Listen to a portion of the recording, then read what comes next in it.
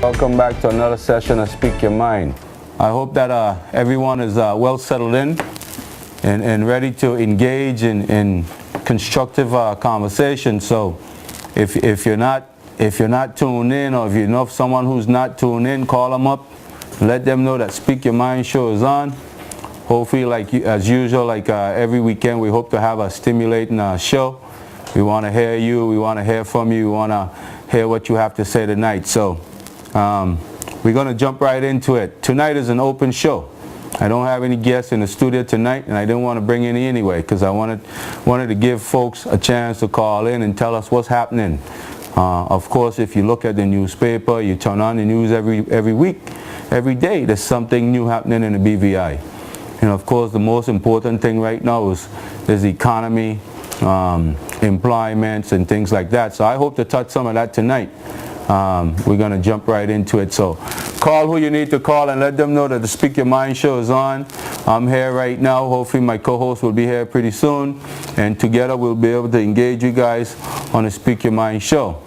So let's jump right into it. So tonight, basically, folks, I wanna maybe talk a little bit about, jobs in the community.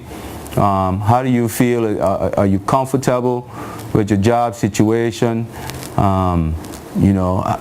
What can we do as a community to help each other, stimulate the economy, and basically, employ each other, help each other out? Job is important. The holiday season is coming up. Some people are being laid off. I mean, that's something that we want to touch tonight.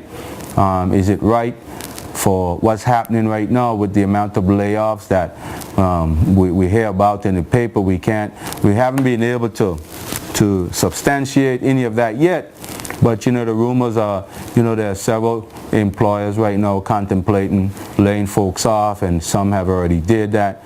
How do you feel? Are you one of those people who got laid off, who were sent home, for whatever reason, whether you're being replaced by others, whether the job is being outsourced to other places? How do you feel about that? So we want to talk about that tonight. So give me a call. Let me know how you feel, folks. The phone lines are open. I'm not going to hold anything back tonight, like I said. We're going to leave it wide open. Before I go any further, I just want to say to the folks who call and participate in the show every week, I want to thank you guys, because without your voice, we don't get anything done. And I can recite several things that you have called about, that you were concerned about. And as simple as it is, it was important enough to make it known.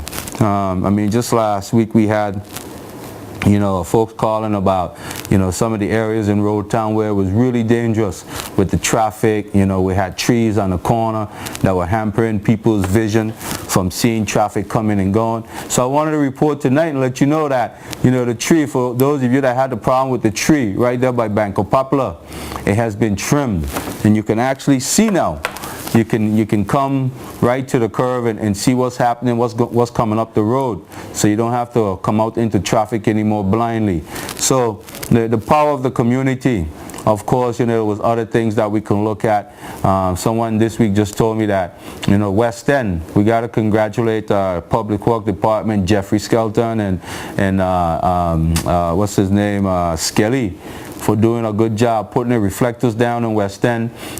We reported, some of the hotels reported out of West End that tourists are saying that it makes it easier to travel. And also locals were saying now that it's so much better. You can see the curve, the left side of the road as you go towards West End. And the only thing we're asking right now is that the government put the lines in the middle, because that's also a big help. You want to speak your mind? Go ahead, please. Hello. Yeah, good night. Speak your mind. Yes, talk to me, my brother. Okay, I need to ask a question, right? You see right across from 7 Church Riding, they have a graveyard. Hello. Yes, yeah. You listen to me? Oh yeah. Why people are coming from Main Street to go up to Rose Hill, right? Why people are parked on the corner there? People can't see what's coming from Main Street to go up the hill, right? You know what I'm saying? Hello? Yeah, I'm listening. I'm saying that people come from Main Street to go up the hill to go to Rose Hill, right? Yes. Why people are parked on the corner there? They have a bin there, right? Yes, a garbage bin right on the left side. Yes, they have a bin right there, right? Mm-hmm. Why people are parked and like on the road, people to go up to say nobody. If a big truck coming down, right, and a person coming from Main Street to go up the hill, right? Why the police can't come and give these people a ticket or something? Well, you want me to give you my input on that? Yeah. Well, let me use this is a perfect example. You know, every day a cruise ship come in and we go out. All the taxi guys go out and line up. They sometimes have to be in the road until a line is called, and then they go inside the gate, and then those who are not allowed to go in the gate right then and there will have to go in the parking lot on the side. You know, the first thing what happened this morning, the officers them came down, and one officer, and I like this officer, he's doing his job. But instead of having some discretion, knowing fully well that as soon as the line is finished called, the guys are able to go in, they move off the street. He comes down, he writes a bunch of tickets. And what you say now, I hear people say, well, what happened in front of Custom Building? What happened? They said there was 2 accidents this morning where traffic officers should have been there investigating and dealing with the situation. Here's this officer, well, it was 3 of them, 1 got out, 2 left. Here's this officer out there giving tickets. So, you know, it's a matter of priority. It's a matter of, you know, whether or not the folks in charge, the police, the traffic, really want to do their job, or they just are so focused on these narrow little points, these little areas. So there is a problem, especially when you have a lot of people coming down that hill. You got people trying to go up, people park on the corner, but also on the right-hand side. That's the problem. People park right in front of the gap to go in the ghetto. And that pushed the traffic coming up out into the next lane, so it creates a really serious situation. So hopefully the officers are listening. You need to learn to do the job, because I had to be trying to get away up the hill, and I had to observe, I had to stand up right and talk to an old man, right? Or then right there by the house, right? And you know what? I need to ask me the same thing I'm asking right now. You know what I mean? Okay, some day ago, right? I was walking, right? And I saw an officer with some phone in the air. If something happened, he can't hear nothing of them. What are you doing them thing in the air? You understand what I'm saying? Yeah. That show me, that be the chief of the police or whoever who in charge of that officer. Is he supposed to have them thing in the air? Because if something happened when he walks, he listens to music, right? If something happened, he can't hear things. The thing is supposed to be in the air all the time. What do you say about that? I hear you, my brother, and I appreciate the call. Good night. All right. Good night. So, ladies and gentlemen, I hear what the gentleman is saying. I mean, he's right. I can't comment on the officer because they could have been headphones for his phone. We don't know. He could have been off duty. I don't know. But the traffic situation is a problem. And you would think that situation like that, especially in the morning time, when a lot of people are coming down that road, there would be traffic officers right there, maybe to help move the traffic further across. And even on top of that, you know, I want to appeal to the people who drop their kids off in the morning time in front of the high school. Ladies and gentlemen, if you got kids, your kids are 12, 13, 14, 15, 16 years old, and they're going to high school, and you get to the corner and traffic is tight, take your kids out, make them walk the rest of the way. Because what it's doing, as soon as your kid, the vehicle, you got 6 vehicles or 10 vehicles in front of you. For every vehicle, you gotta calculate at least 40 seconds, a minute, just for you to pull up in front of the gate, stop, let your child out. The next guy behind you doing the same thing, you add that up, it creates a delay for yourself. So, you know, you could let your kids out by the sun. The morning, well, you come down the hill, tell them get out and walk from here. So when you get to the corner, you don't have to stop again. You could just keep going and traffic could flow. So there's all kinds of things. I mean, sometimes I'm guilty of that too. I don't let people out in the middle of the street though. I try not to. I always try to pull off on the side of the road, you know. You gotta speak your mind, go ahead please. Live show, talk to us, speak your mind. Sam, good night. Good night, how are you? Why, hanging in. Listen, I called simply because I heard you mention the word discretion. My friend, that's a thing been plaguing me for a long time. I keep asking one question. How do you give discretionary powers to powers who don't have no discretion? I'm trying to understand it. Police officers are given discretion. Customs officers are given discretion. Immigration, a number of persons in our community are given discretionary powers in relation to their job, their profession. But then at times you will meet persons in that same category that do not have any, they do not demonstrate any discretion at all. So it's interesting how you can give the person discretionary powers, but yet they don't have no discretion. Interesting. Moving on. I want you to address this situation. Tell me how you feel about it, because this is something going on the several governments.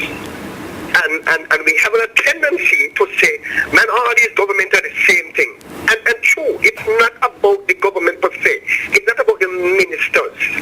It's not about the representatives. It's about those persons who work under the ministers, who actually delegate. You know? In other words, let's take the two guys who work on the road for public works. That has nothing to do with the communication and work minister. They come down the Jeffrey. And those guys can come downtown to patch up the road unless somebody send them down there. For years under any government, these guys ain't got no call in road town, especially from 7 in the morning to also 7 in the evening. They don't have the car downtown. These guys come downtown sometime at 8, 9 o'clock, and they're down there until about 3 o'clock in the afternoon, just blocking up our town. I mean, whose idea is that to send this guy downtown? I mean, come on, man. If it's Jeffrey or somebody on the Jeffrey, you need to stop. Just this week alone, town was so congested down there by Scotiabank. These guys patching road. Ridiculous. You cannot have these people on the road at this time. What happened to weekend when they had any vehicle on the road? Can't we have these guys? Seems so important to have these patrol patch in road time. I'm not talking out of town, I'm talking about in town. Can't you at least sacrifice and have these guys in town Saturday and Sunday as long as they're willing to work and get them to those patching instead of having them on a walk in there? Please, man. Give me your opinion on that. I appreciate it. All right, caller. Thanks a lot. Call us back if you have any more questions. So that caller was talking about what was going on in Rotong on Thursday, Friday, and I'm sure many of you experienced the situation. You have public work department trying to do a good job.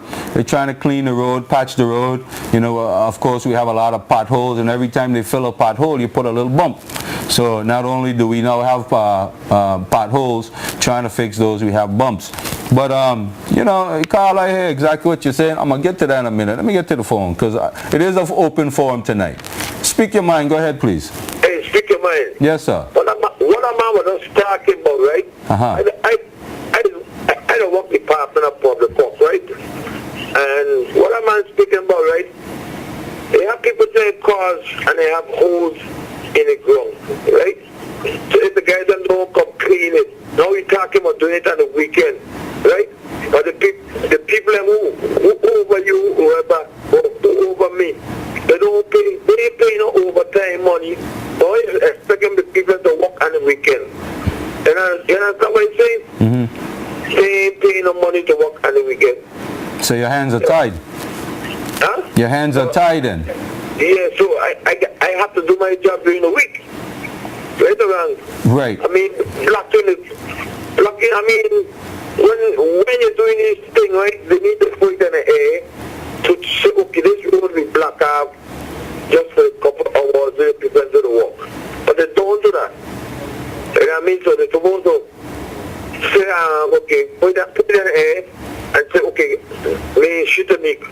for me, it should be closed, whoever the case is.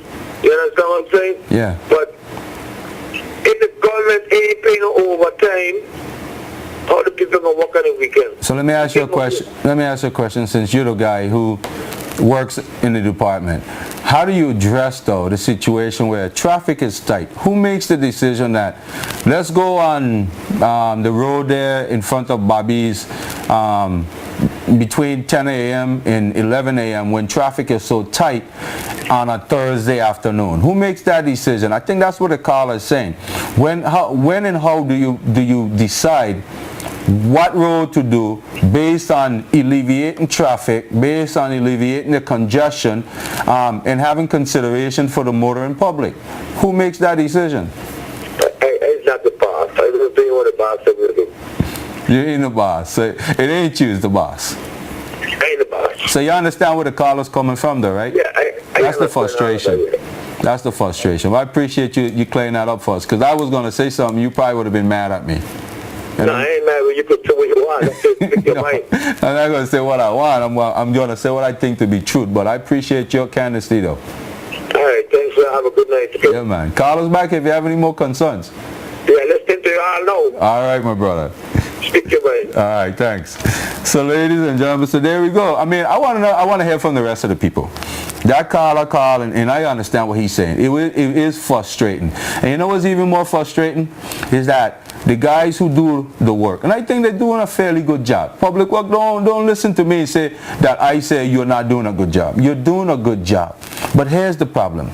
A, you don't have proper flaggers, people guiding traffic properly to help move the traffic. There's 9 of you. It only takes 4 to do the work that you're doing, and the other 5 are doing what? That's a major concern for a lot of people. We need to have people in the front, people in the back of traffic, communicating on radios, move the traffic from the left lane over to the right, to help it flow better.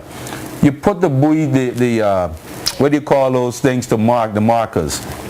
You put them down to let the traffic know, don't run in this spot. The concrete is dry. The markers are still in the road. Car is going to cause an accident. You want to speak your mind? Go ahead, please. Yeah, Sam, good night. Talk to me. Yeah, I'm glad this issue come up and so on, because I have serious problem with the way how public work execute their duty. Do you understand me? I understand.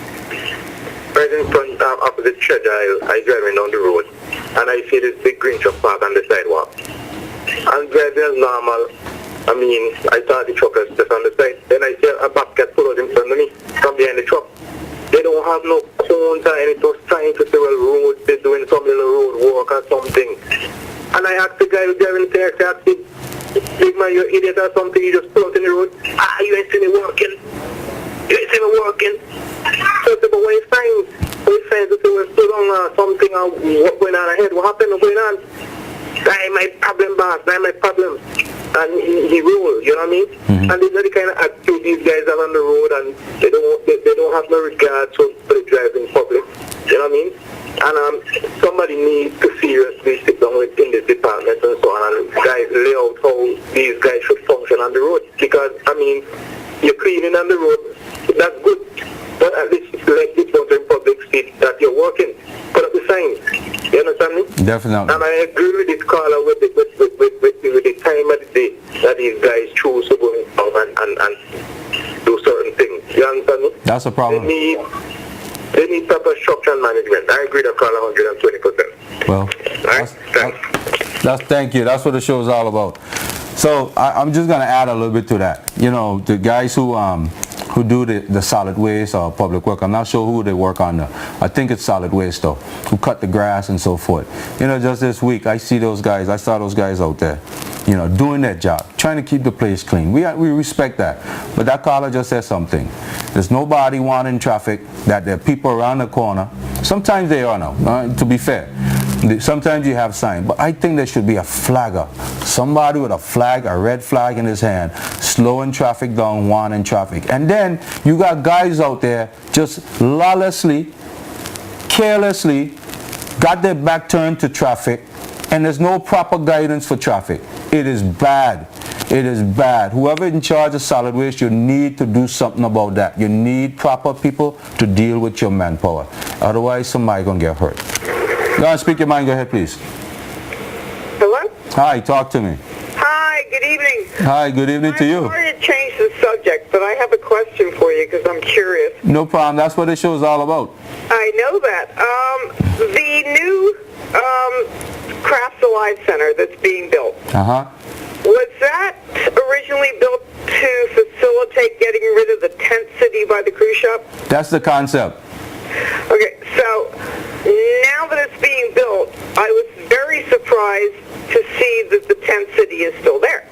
Well, I don't mean to cut you off. I'm going to let you finish. No, you don't have to cut me off. I just have one thing to say. Okay. One more thing to say. In places like St. Kitts and Grenada and Antigua and that, when they had a problem with the tent cities that people keep building and they already had a facility, they used to give everybody 24 hours notice, and if they weren't out of there, they would put in a grader or a backhoe and just knock the place down. So you don't like the 10 cities? What is your concept and what is your understanding of what is going on right now? Thank you. Okay, thanks a lot for the call. All right, so I guess I know you're watching and listening. On the 20th of this month, if I'm not mistaken, somebody please correct me. The 20th of this month is when Craft Alive City is supposed to open, and that's when pretty much who's licensed and legal, who have the authority to move in Craft Alive. I think those slots have already been assigned. Those guys should all be moving into Craft Alive, and the folks who are over by the cruise ship dock, most of them will be gone. Well, not most. All of them is supposed to be gone. So the 20th of this month is the deadline. As a matter of fact, on I think it's Platinum News, there's an article on there where the minister, I guess, had a meeting, or someone asked him about, opening a soft opening, and the minister said, even if we don't get it all done, everything completely done, we can still open. And he gave reference to himself and his business, and when he started out. So it's online right now, so you can check that out. It's a great idea. Craft Alive, we need it. We need to move those tents. I'm not trying to offend anybody. I have a tent over there. I'm sure most of you already have a space down at Craft Alive. It's where you need to be. I want to see a little bit more though. I wish the government, and that nice broad boardwalk the government built there, they should have built some nice kiosks that could facilitate ice cream shops, hot dog stands. I don't see anything on that on the plan. If it is, I'm sorry, I made a mistake by saying that. But if you don't have it, Mr. Minister, think about that before you do anything. That little nice boardwalk you have that runs in front of the parking lot, you should build some nice little kiosks there. I would like one of them myself. Build some kiosks where people can set up an ice cream shop, a hot dog shop, a coffee shop, and people could just lounge and hang out there in front of everything. So ladies and gentlemen, listen, it's been good the first 20-25 minutes. Please keep it up. We want to hear from you no matter what the topic is. Call us. We're going to take a break for the folks that make this show possible. All right, we'll be right back.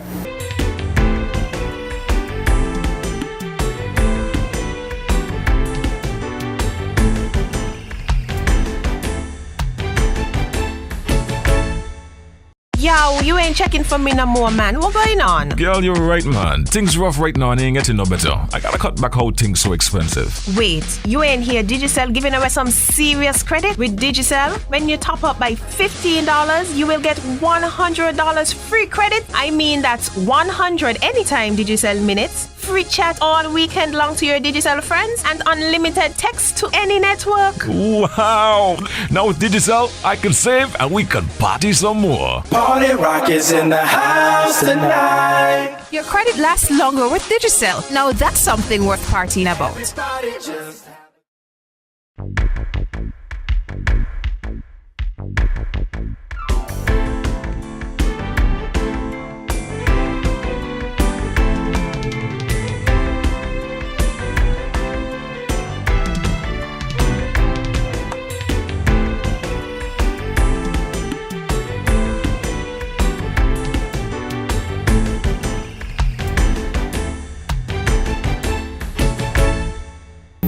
All right, so welcome back, ladies and gentlemen. So before we continue, I just want to make an appeal to to the rest of us who are watching, listening. Again, it's Tourism Month. It's not a tourism show, it's a Speak Your Mind show, it's an open forum show, but it's Tourism Month, and it's important, ladies and gentlemen, that as people in the territory, we understand that we are domestic tourists. We help stimulate the economy. I want you guys to go out and support some of the initiatives, some of the tourism initiatives that are going on in the country this month. It's Tourism Month. Friday we had Restaurant Week, kick off a Restaurant Week. It was really nice down at Noah Light Park. We were able to sample some of the food from some of the nice restaurants around the territory, Virgin Gorda included. So, feel free to enjoy it. I just want to read this text. We have a text that just came through that said there's a need for more ER doctors. I'm going to have Mr. Klein, John Klein, on hopefully next week. I spoke with him yesterday and he promised me next week he'll be on. So any of your concerns or questions that you might have related to the hospital, hopefully the boss himself will be able to answer those, and I'm hoping that can be a really good show next week. So I want you guys to get your questions and your concerns ready. Of course, if you notice, you looked in the news, you saw a few things that were being said. So I want you guys to tune in. Carl, I missed your call. Sorry about that. Just call me right back, please. Call back. The folks who called in earlier and was asking about the situation with road. We're just fortunate to have a gentleman who used to be the Director of Public Work in our office, Mr. DeCastro. So when we come back, we'll pose that question to Courtney. You want to speak your mind? Go ahead, please. Hello. Talk to us. Yeah, I would like to say something concerning this visa issue. Sure. Some time ago, they raised the visa from the $50 to the $175, right? Mm-hmm. But right now, we end up with a problem where the emergency visa, we used to pay $15, Mm-hmm.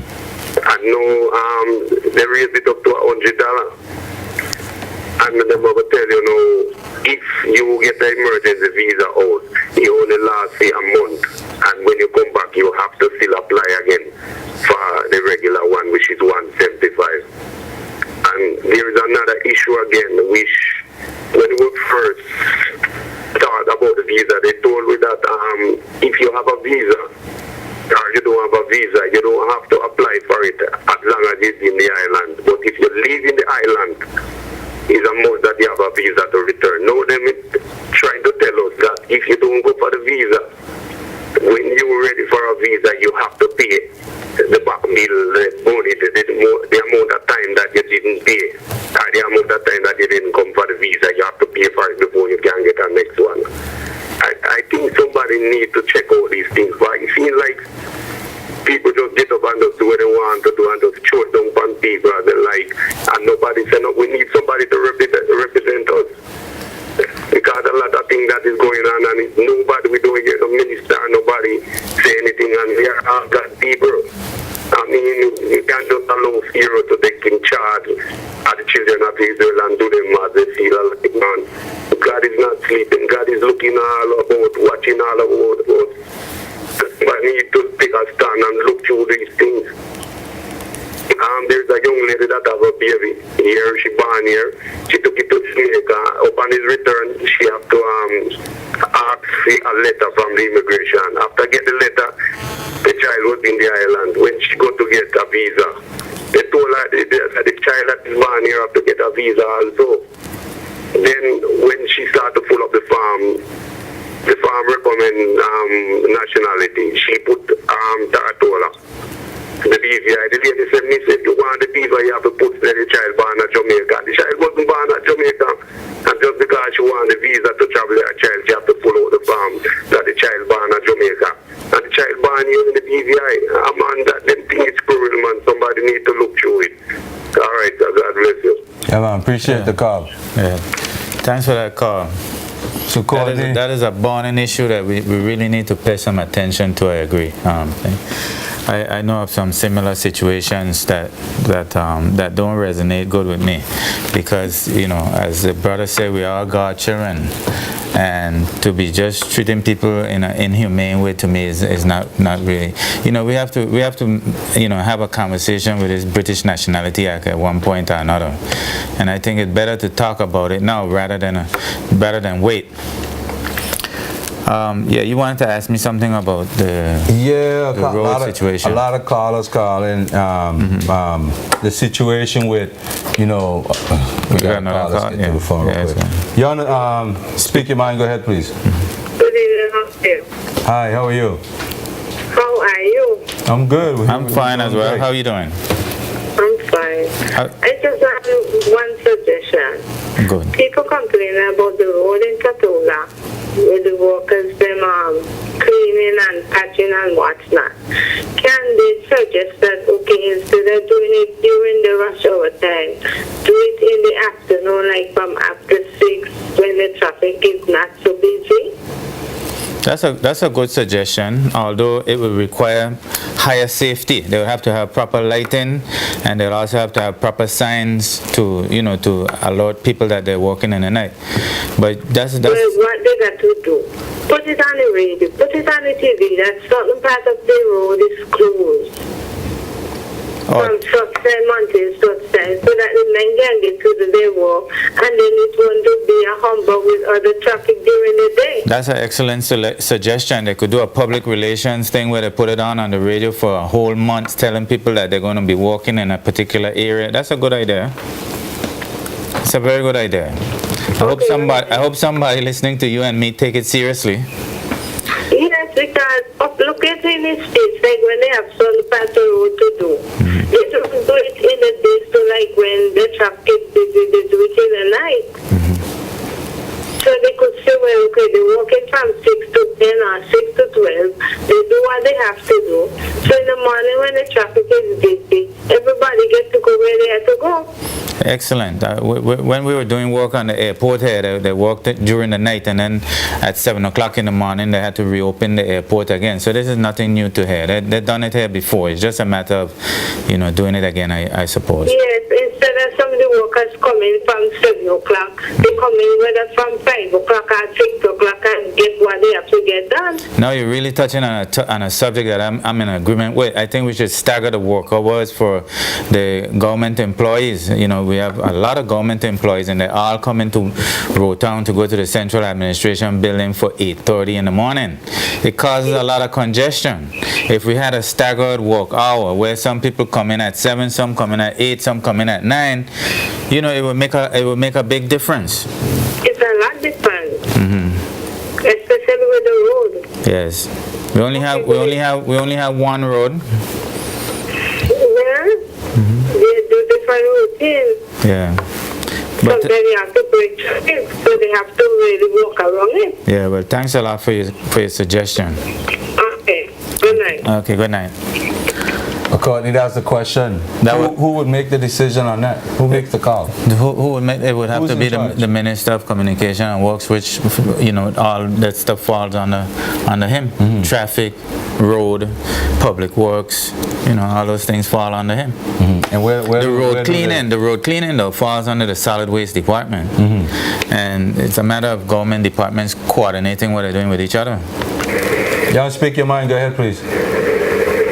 Yes, good evening. Yeah, Good evening. talk to us. Okay, this question is for Sam Henry. The question I'm calling about is the Taxi and Livery Commission. Since we have the new inspector in place and everything, how do you see the system is working? To be working fine? Is the regulations being carried out? The laws being conducted properly and everything now, Mr. Henry? With the Taxi and Livery Commission? Yes, sir. Well, We have a commissioner and we have 2 inspectors on now. So you see anything different in the industry at the moment with these 2 guys in place, the 2 inspectors plus the commissioner? Sam, now this is a hard question for you. This is a hard question, so I'm going to be very careful because the headline will say, Sam Henry condemning Taxi Livery Commission. You're going to hang up or you want to listen while... No, I'm listening to you, sir. The young man who was hired have a lot of work to do. But he's not going to be successful if he don't have the support, the right support from the minister and the government who hired him. You understand what I'm saying? Yes, sir. Because people like me and probably you, I don't know who you are, but assuming you're a taxi driver, people like you and me, if you are a taxi driver, he may have to come down on, and I might have the minister's number in my phone, and then when I'm breaking the law, I'm calling the minister, and the minister saying, okay, don't worry, I'll take care of him because I hired him. That's not the way to go, and that's the problem we've been experiencing in this country for a long time. We put people in place to do a job, but we don't let them do their job. And if I remember right, the commissioner or the gentleman who was in charge resigned because he said, according to his statement, that if he was a bit taken back from the fact that the way the gentleman was hired, who's now running the show, he didn't approve of. And he said, if that's the way we're going to start, then that's the way we're going to continue. So the key is, my friend, is that whoever is now in charge of enforcing rules and regulation on the road, is that he have the right support from the minister, and that the minister is telling him and giving him the authority to enforce law and order. Otherwise, it's a waste of time. Okay, Mr. Henry. Also, as we talk, we have a problem with enforcement. And I've still seen a lot of illegal stuff on the road going on, and I ain't seen no one being told about it, or I ain't seen the government actually enforcing none of the regulations, because we still have taxi drivers taking bus passengers to East End. We still have buses out there with a taxi plate or with a shuttle plate with a taxi sign and stuff. So we see all of this every day. You're trying to tell me the inspectors have been seeing this, or the police have been seeing this? What's going on? What I'm trying to tell you is that sometimes our memories are short. I try to have a long memory. And if my memory serves me right, and ladies and gentlemen, for the rest of you that are watching, this is not a taxi show, it is not a tourism show, but this is a caller calling about a question. His question was in relation to taxiing. So the memory served me right. A few years ago, when the Virgin Islands Party was in government, the minister who was responsible for the subject area brought up a measure to the House. He wanted to have traffic enforcement officers hired and have them under the Ministry of Communication and Work. Several opposition leaders, there was only 2, objected. Those people now are running the show. Let's see if they can do the right thing. Does that answer your question? So, that answers my question. Okay. And on top of that, get the police to start doing their job. You know the first thing a minister is going to say to you? The violation of the law is the police department's business. Well, here it is. You got a governor running the show. He sits in cabinet, well, every Tuesday, I believe it is. Every Tuesday, if not Tuesday, I think it's Wednesday, one of those days. And these complaints and concerns are being raised in cabinet. And the rest of people need to understand that.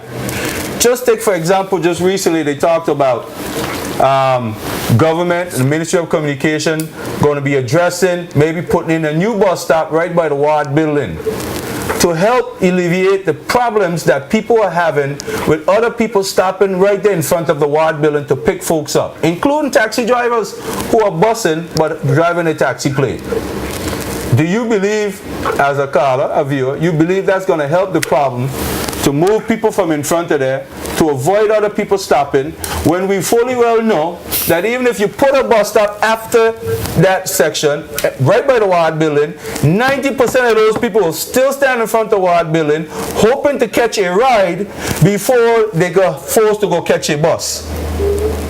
But I think the government were actually thinking about that little bridge by Super Values. That's what I just said. Over there and then design something to actually to solve that problem. That's what I just said. Drawing plans that government would actually be putting out on this there. No, I think have to wait and see what's going to happen. No, so, Carl, I think it's a brilliant idea. I am not condemning the idea. I embrace the idea. Let's put the bus stop in. But the bottom line is, without enforcement, what I'm saying is that even if you put the bus stop right by Ward building by the bridge, just before the bridge, you will still have a number of people because all of us break the law every day, you'll still have a number of people who are going to stand in front of Ward Building. In the purpose of standing in front of Ward Building because they're trying to catch a ride before they are forced to go catch a bus. And then we ain't have no policeman enforcing the law. So it all comes down to enforcement. If we had police enforcing a no-stop zone in that area, then people will be forced to go by the bus stop we already have in front of Lime. You understand what I'm saying? I understand what you're saying. But the bottom line is there's no enforcement. So one more question, Mr. Henry. Go ahead. Before the commission and everything been set up, are we any better off than we were before it was set up? What's your opinion on that? Are we any better off? Well, the young man just got hired, and he's I didn't like the idea. I didn't like the idea of how he was hired either. But I know the young man. He's a hard worker. He's a smart fella. So again, it all comes down to whether or not he get the full support of the law, he get the full support of the police department, and the right support from the government. The same government that hired him. Remember, the commission didn't hire him. The government hired him. So the government should make sure that they do the right thing and give him the support he needs to enforce law and order. Carla, listen, call us back. We appreciate the call. We do have another call on the line. Send the call too, please. So, that's always a heated topic right there about taxiing and so forth. Y'all speak your mind. Go ahead, please. Go ahead, talk to us. Open show. Okay, good evening, Sam. How you doing? We good. Courtney's here with me as well. Okay, good evening, Mr. DeCastro. Good How evening. you call him Mr.? You call me Sam. Don't make a difference. I'm just playing. Being that it's tourist month, I think their major concern is getting people to the BVI. What do you think about targeting the tourists in St. Thomas? And we could get some kind of program that would be inviting to them. I mean, I'm thinking in terms of maybe subsidizing the ferry service. I don't know if we could go so far as to say free, even though that might be something to consider. Because the major point is, once we get them here, we can benefit from what they spend. And in the future, some of them, instead of going back to St. Thomas, might see enough ahead, so on their next vacation, they may decide to come and spend some of that time or all of that time here. But Carla, you don't think that this is something that should have been raised with this BVI, USVI friendship? I think it should be raised with whoever could help with it. Where you have the governor and the premier sitting down together, you don't think that was the appropriate forum for that type of thought? Well, it is one, but I'm looking more so at our tourist board. Okay. Because they're the one that's actively looking for ways to bring people here. They're talking about various markets, and most of them are far away. But St. Thomas is right next door. Well, I agree with you, because one of the things I speak about from time to time is tourism for friends and family. And we have an abundance of family in the U.S. Virgin Islands. So if we had to make it attractive for them, you could even invite them to come to visit the family. Well, that'd be even more so. I'm saying to myself, if I was visiting St. Thomas and I saw a free or close to free trip to the BVI, just out of curiosity, I might drop over. And it could also work for some of the ships that stay late in St. Thomas, because some have been there already, and they may want to just drop over and spend a few hours in the BVI. Thanks for reminding me. The ship is still here for this evening. So that's a good sign. That's a good sign. Some of the restaurants might get some business tonight. Well, all I'm saying is we got to do whatever we can to get them here. The key, I don't care whether you build an airport, you build hotels, if you don't have people, it is not going to do anything for us. But Carla, I just want to add to that, right, Carla? Yeah. My best advice, and I'm hoping the people who are running the tourist board are listening, and I've been on a tourist board. I know what it means to be on a tourist board. It's a lot of work. It's a lot of work. You have a lot of egos as well that are on the boards in different committees and so forth. But my best advice, right, for anybody, and like I said, these guys have a hard job to do, is study the cruise ships. Study the high-end ships, the middle-class ships, whatever. Just study what they do. Because we fighting, a lot of us sometimes fight against cruise ships, but we don't understand them. The same people who ride on some of these ships are the same people who are most likely to come here. The same people who come here, sometimes when they finish flying to a destination and they're looking for more value, they get on a cruise ship. So we're mingling and mixing with the same people. All we got to do is study what ships do, what the operators do, the way they get people on. They get them on sometimes for nothing, and then you hook them with everything else. It's that simple. Our product is one of the best in the world, right? But we have a problem selling it. That's our problem in the BVI. We have a problem selling because we don't know how to hook people on it. Okay, Sam, one more thing. I would like you guys to do next year a show, individual show on all the ministries, and it would be great if you could get the ministers for those ministries on the show so that they could field questions. Thank you for my call. Carla, I'm going to say what I got to say when you hang up. Thank you so much for calling. Ladies and gentlemen, if you're watching and you're listening to my voice, wherever you are, if you know the ministers for any department, you bug them and let them know that the Speak Your Mind show is open to them. Any minister could come on this show. All they got to do is call this show. And we've been trying to get the ministers on this show. I spoke to a news person the other day. We'll get to that in a minute. We got a call on the line. Go ahead. You want to speak your mind? Go ahead, please. Good night. All right, talk to us. Hi, good night, Sam and Courtney. How are you doing? I'm doing fine. How are you doing?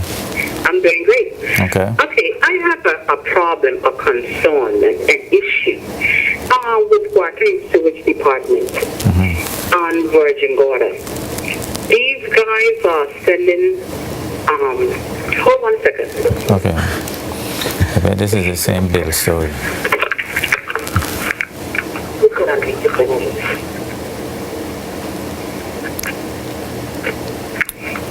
Okay, thanks for holding. Okay. These guys are sending messages over to the Virgin Gorda office about disconnecting customers bills without proper investigations. They have even at one point taken my meter. When I submitted all my bills that I've paid, come to find out that their postal isn't up to date. And I'm not the only candidate that this has happened to in the last couple of weeks. It is something that has kept going on. I mean, the guys on Virgin Gorda is not to blame because they can only do as much as they can. But apparently, Corolla is not up to date with their postings. And God forbid for those who have to pay all this set of extra money if they had their bills to present. So persons will end up paying triple times on the same account, which it shouldn't be. And I think it is high time that maybe the minister or those high in authority at Water and Sewage need to really get their system up and running properly so that persons will feel comfortable. It's not everyone that has cistern water to rely on.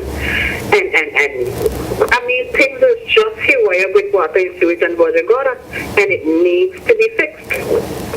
Well, I've heard this complaint before. I heard people say that on Virgin Gorda, when they pay the bill, they don't get. Some people say they don't get a receipt. Some people say that that they pay the same bill more than one time. You know, there seems to be some disconnect with, with the system. I personally, I would suggest that when you pay a bill on Virgin Gorda, you take a fax machine and you send a copy to them in Barker's Bay, because this seems to be an ongoing concern. And in 2012, I am in agreement with you that this is unacceptable. Exactly. Well, I have a suggestion to them. Since they are creating jobs for the youngsters that are now coming out of school, they can actually put a postal department on Virgin Gorda and have things up to date, since cannot handle the strain of all the district islands. That would be an excellent idea. What do you think? Job creation. Yeah, because Carl, I don't know if you're aware, but we buy $16 million worth of water here every year as a country, and the accountability of that money is a big concern to me, because if we can't account for $16 million worth of water, maybe we shouldn't be buying $16 million worth of water. Exactly. But that's that's the way we're managing our affairs right now. Yeah. And I have my own challenges as well